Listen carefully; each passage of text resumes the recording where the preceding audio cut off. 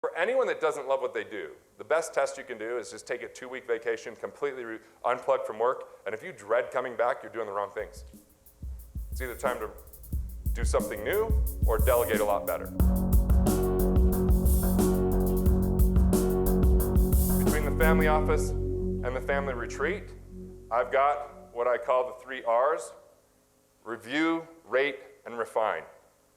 Review, rate, and refine. That's doing our regular meetings. That's introducing them to the financial team. That's having conversations even when they're 11 and 14 and they might not understand everything, but they're getting exposed to that early on. And here in the middle is the Rockefeller method. In the middle is the life insurance that is purchased on every heir so that when they die, it replenishes the trust. Like a quick story on this, because I'm in the middle of research on this, so I don't know every detail. And so I will admit I have a bias here, okay? So just a little bias here. But if we look at the companies with pensions that absolutely don't have that pension anymore and they declared bankruptcy, one of the most common things when I read The Fate of the States, when I read that book, what I found was so common is all of those pensions relied on the stock market and expected the stock market to do 8.4% in order for those pensions to work. Those pensions did not work. Well, let's rewind.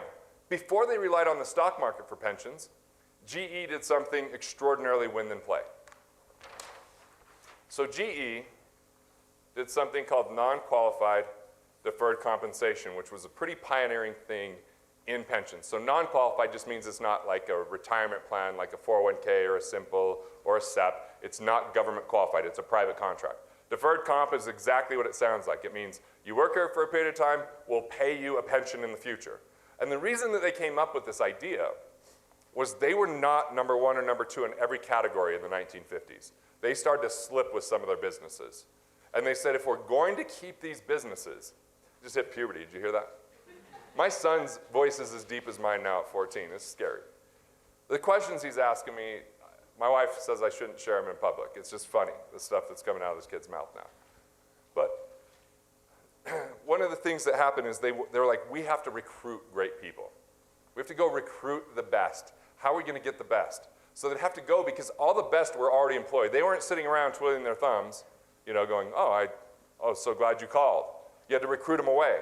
So what they did is they said, if you'll work for us for at least 7 years, maybe 10 or 12, and we get to number 1 or number 2, we're going to give you a pension for the rest of your life. But to fund that pension, they didn't go rely on the stock market. Instead, what they did is they bought life insurance on these executives. Cash value-based life insurance, and that cash value would grow over time, right? It would grow over time, and then it would either fund or supplement the retirement. And I want to say fund, because a lot of these guys died early back then, right? Remember when Social Security started at 62 and the average age of death was like 61? Brilliant program. Now it's like 90, we're kind of having a problem there. But they would use it to either supplement or fund. So they'd use the cash value. But they weren't really interested in the cash value. What they knew is these executives would die before GE did. So what happened is when the executive would die, they'd get this tax-free death benefit that would come back to the company and replenish them at a 6 to 7% rate. So they weren't reliant upon a volatile market that they couldn't control. They had more predictability. They knew this person was going to die. When they died, that money would come back in. They just didn't know how long it was going to take for them to die, so the return would be less the longer they lived. Because back in those days, you get cash value, but it wouldn't push your death benefit up like it does today. Now, when you put in more cash value, there's more death benefit. It grows over time. But back in those days, it just kind of grew, and the cash value and the death benefit was level. So they used this kind of philosophy. Well, I'm thinking, well, yeah, what if you use this in your family? Look at your family as an ongoing concern. It's not when you die, the family's gone. What if that life insurance is there to replenish whatever you spend, whatever you utilize? Once again, not having to take risk with the stock market you don't control. Like, not everybody could be as good with their timing as George Steinbrenner, where he dies the year there's no estate tax. It's the Yankee. I'm still suspect that someone use a pillow. I mean, I'm just saying. Like, this would be really convenient for our championship hopes if you could die this year. Yeah. So, this is the family legacy ring. And I'll just let you in on this. This is useful, it's good to know, but the most important thing in your legacy is how you choose to live your life today. Living from abundance, right? Having quality of life be an integral piece of what you do. Not hoping, I just need to challenge a concept for a minute. Like how low of a concept it is, and yet it's a low concept with massive failure. The concept of retirement, like if you really want to retire, let me tell you this, I'm going to be able to recruit your employees. No employee wants to come work for you because you're going to retire. As soon as that becomes part of your vernacular and your goal, the vision isn't what you're up to in your company.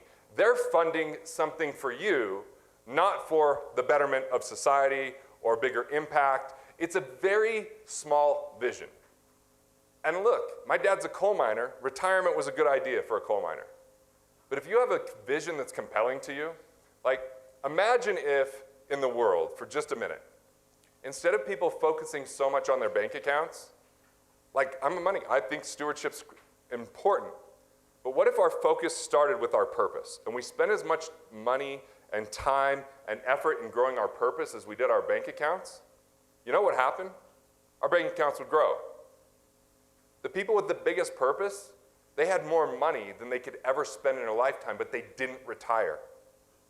Like if we redefine retirement, there's two ways to redefine it. The first way is to retire into something that you enjoy. And the goal is to retire from the things you hate and find weirdos that like doing those things. Right? There's people out there that love doing stuff you hate to do. Like I know we're going to be talking asset protection. My attorney once took me to an 8-hour asset protection seminar. 7 people sitting at microphones, very monotone. And he was fascinated. He's nudging me. Can you believe this? I'm like, I'm thinking about suicide. I don't even know what they're talking about. But I love that he's so fascinated by it, right? Like that's what I want. Like there's people who look at all the stuff I'm doing, like who wants to study this? I love it, right? But there's other things that, so we kind of have this amazing diversity of people and what we all enjoy and love. But if we redefine retirement to retire from the things we hate and retire into something that we can continue for the rest of our lives, I find that when people lose purpose, that's the closest they're going to get to death. Like as soon as purpose is gone, happiness follows, and ultimately, like my grandma was in amazing health, but her main purpose was my grandpa.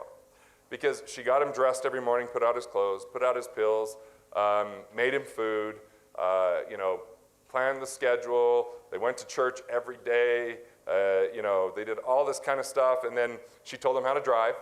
And if she didn't, he would miss the exit, and he's like, how am I supposed to know that's the exit? You didn't tell me. Like as soon as my grandpa died, my grandma died a year later.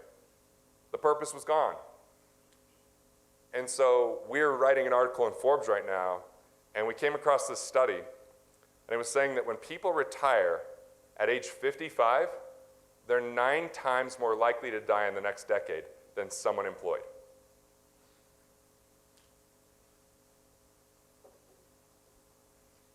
So I kind of feel like retirement becomes a bad habit.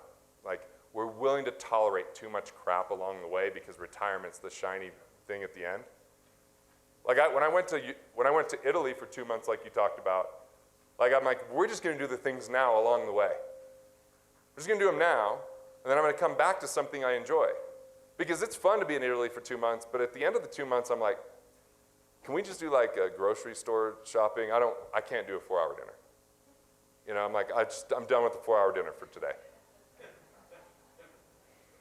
Like there's just and it was exciting to come back, but I'll tell you what, for anyone that doesn't love what they do, the best test you can do is just take a 2-week vacation, completely unplug from work, and if you dread coming back, you're doing the wrong things. It's either time to do something new or delegate a lot better. And my secret to delegation is very simple yet profound. I don't delegate any tasks. I'm not a task delegator. I used to be.